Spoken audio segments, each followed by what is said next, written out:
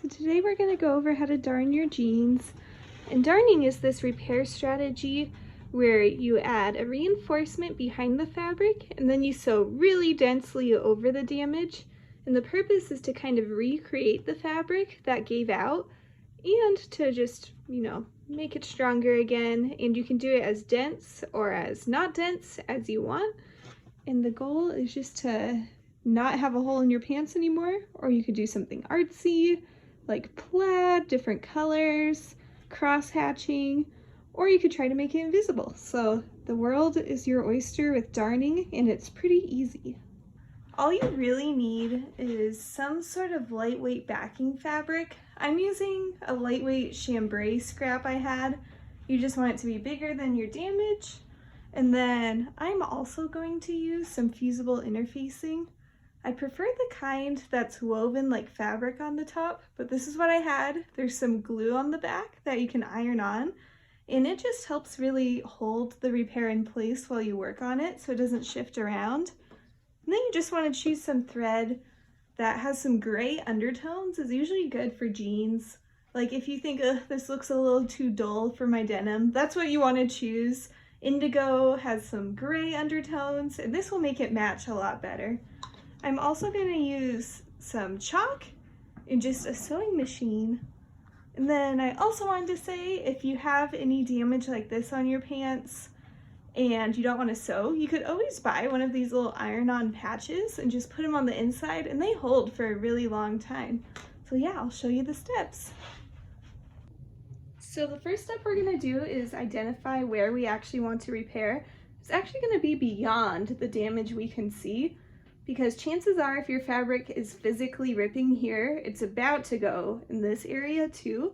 So I'm going to use a backlight underneath. You could use your phone light, works really great, and then mark where I can see that the fibers are getting kind of thin as kind of like a preemptive care. Repair it before it rips. These jeans are pretty worn throughout, so we're not seeing a huge difference in fabric. But as we approach these tears, you can kind of see some vertical stripes going on there. So you'll definitely want to repair that area. And then down here, some vertical stripes there. And then not much down here. So I think I'll just repair around 1 inch on either side, and then maybe focus a little on that vertical area. And I'm just going to mark it with chalk. Honestly, sometimes I prefer sidewalk chalk. The proper thing to use is tailor's chalk. But yeah, you always just want to test with your fabric, make sure it'll actually come out. But I'm just going to mark. So here are the 3 areas I'm going to darn today. I usually sew a little more densely over the areas where the damage is already split, and then a little less dense when I get closer to the edges of our overall damage areas. And after I iron on the interfacing on the inside and kind of pin in the fabric, I'm going to be doing all my sewing from the outside, which is why the markings are on the outside. And that's just so you can actually see what your jeans are going to look like when you wear them. The inside isn't as important. It also depends on your jeans construction, but sometimes if it's easy, I would recommend taking out the side seam or the inseam if it looks like it's pretty easy reconstruction to duplicate. But for this case, I'm going to leave it in because these jeans, they finished it with a serger through all the layers. So I'd have to take out all that stitching, all this stitching. It is a chain stitch, which are directional, so you can just pop one side of it and pull it and it should all come out together.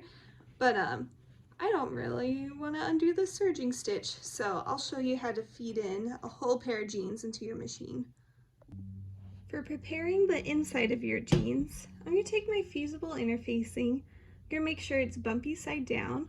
You just want to cut it so it's pretty much the same size as any major damage.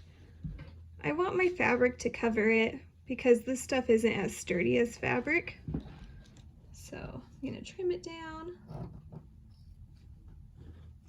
And you want to make sure that your jeans are exactly how you want them to lay. Like try to squish them out flat and get the fibers in place. And then I'm going to place this interfacing. Some people only use this interfacing, but the woven kind, and they add replacement fibers that go across, and then that becomes their stabilizer as they darn. But I just kind of prefer the quicker method of the big patch on the back. So bumpy side down, taking my iron. You could use a pressing cloth if you really love your iron, but there's iron cleaner for a reason. Use a little steam. You just want to iron it on medium to hot, depending on what your fabric can take, until it really sticks. So I have my interfacing on. You can see it's pretty stuck on there. And now I'm going to add my stabilizer fabric. So for your stabilizer fabric, you could either place it in there and add safety pins on the edges or pins from the outside. My preferred is to use this stuff for quilting called temporary adhesive, and it kind of makes your fabric turn into a band-aid. You could also use fusible web, which is common for quilting, and it's like this fusible interfacing, but it's glue on both sides. So lots of options if you're kind of pin adverse like me. Spray it on there. And then just place it over your damage. Some people also prefer to finish the edge of this piece before they sew, like with a little zigzag stitch or a serge, but these are just my work jeans, so it's okay if they get a little frayed on the inside. Okay, now our jeans are prepped for sewing. So this is where it gets a little confusing. Trying to sew this without sewing your pants together, honestly, it does happen sometimes, so get your seam ripper ready. But the technique I like best is open the fly, fold them over, and try to clear the repair zone on the inside and the outside, so you're kind of holding the excess in your hands. Then lift your presser foot. A lot of home machines have a secret feature where you lift the presser foot again once it's already up, and it'll kind of hold itself up a little more than expected. You can also lift or lower your presser foot to act as a third hand as you kind of adjust things around.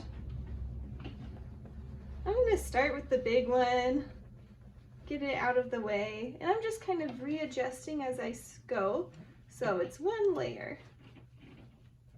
You just want to double check and be like, okay, I'm not sewing through a bunch of layers, scooch me out of the way.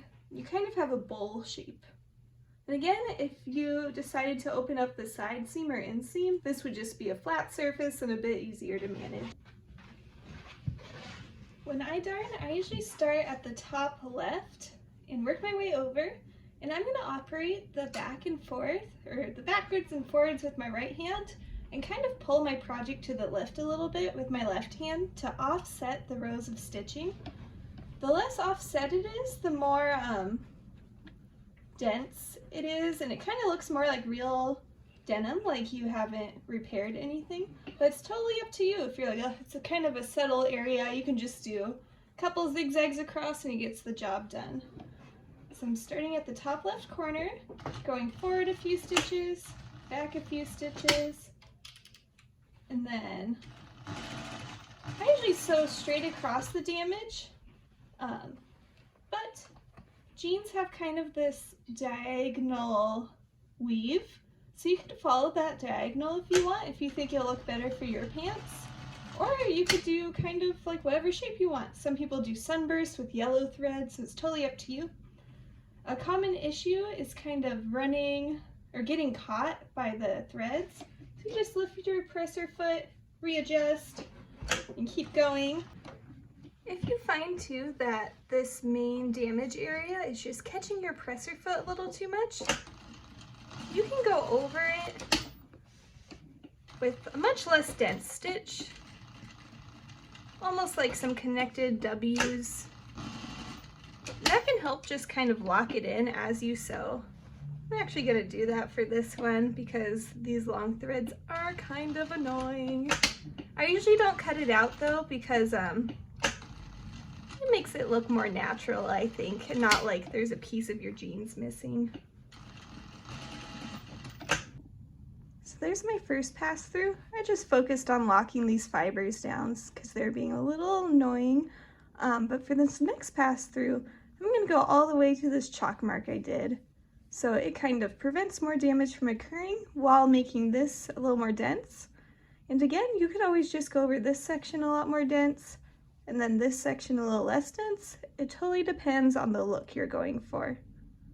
It's also good to check at this point that you haven't sewn any layers together or the backing together, and that your pants aren't like sewn together so you can't wear them. So yeah, good checkpoint here before you do some more dense sewing. Here they are out of the machine. So since you can still see those white threads, you could sew it a lot more dense across and it really makes it look pretty much invisible. Then I hit that little one too. On the inside, I'll show you what it looks like. You can do a combo of trimming off extra fabric and it'll just fray in the wash. I'm never too worried about it like completely coming apart because you sewed so much. And if there's little areas like this where there's a gap, you could go in and just do some darts as like preventative maintenance on your jeans too. And I'm gonna fix the other knee as well. As you're working on your jeans too, if you see any other little areas, like at the side seam or sometimes below the pocket, I would recommend just go ahead and give those a little darn too, just to prevent them from fraying more. So I just did this one and this one without any backing material because I didn't feel like setting it up.